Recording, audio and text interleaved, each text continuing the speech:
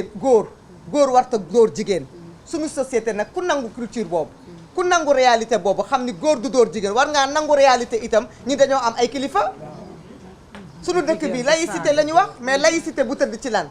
article 4 de la constitution bañ na ko ba defe ni parti politique yi bu ñu leen di tëral kenn warul def distinction de religion ni d'appartenance ni ethnie li leneen ak leneen kon ci biir njabootu sëñ Moustapha boobu am na ñu ci nekk APR kon sëñ Moustapha am na ñoo xam ne ña nga foofu ci assemblée bi ña nga foofu ci ginnaaw Macky Sall sëñ Moustapha Sy moom mooy seen kilifa est-ce que kon war na wax suñu kilifa ak seen kilifa il faut faire la part des choses entre kilifa politique ak kilifa diine nit ki il faut faire la part des choses président Macky Sall nag fi mu ñu bëgg a yóbbu ñun duñu fa dem mais attirer attention sénégalais yépp yootu na fi PDS rëq ndigam yootu fi taxaw rëq ndigam yootu fi Pastef mu tëkko lool waaye ba tey ma nga ca tey nag pur la yootu ndax lii c'est un débat politique c'est pas un débat sexiste parti politique bii di pur moom la xamut nu muy def ak moom la bëgg tout simplement attaquer bëgg a jaare la nag ci incident bi bëgg a jaare la ci ndaw si nga xam ne xamul luñ koy doyee ah parce que ñun dégg nañ fi ay nit ñu fi taxawoon di wax ay destitution de parti politique di wax parti politique yi dañu am connotation religieuse dañ ci war a wax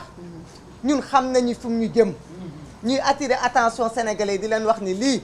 bu kenn dugg ci seen xel naan leen mbiru góor ak jigéen la góor bu dóor jigéen ndax bu doon loolu la man mii duma toog fii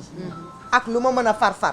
duma fi toog ndaxte nag yaay laa am na lu may bañ am na loo xam ne duma ko nangul kenn mais du loolu dañoo jël ay jigéen kay di leen xasloo di leen saagaloo di leen jayax di leen instrumentaliser di leen def noonu loolu nag la ñu leen na dakk nanu arrêté loolu jigéen ñi nañu xoolaat seen bopp xoolaat seen taxawaay xam ni la leen fa yóbbu elles ont les mêmes mérites que ces hommes qui sont là-bas te président Macky Sall bu ñu fexee ba mu jaar ci ñoom pour yëngal dëkk bi pour taal dëkk bi pour ut kawo ba dëkk bi kenn du ko mën a gouverner dinañ ko regretter parce que dinañ xam ne daru jaru ko fi waaye nag ñu ngi woote jàmm ak salaam ndaxte nag gis nañu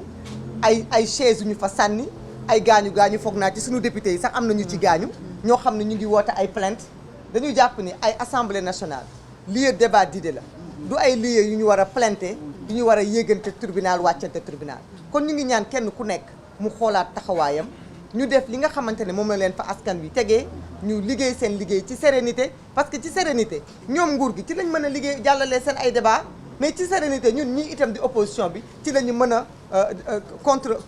contredire li nga xam ne moom la ñuy teg donc vraiment on pouvait éviter cet épisode là c'est malheureux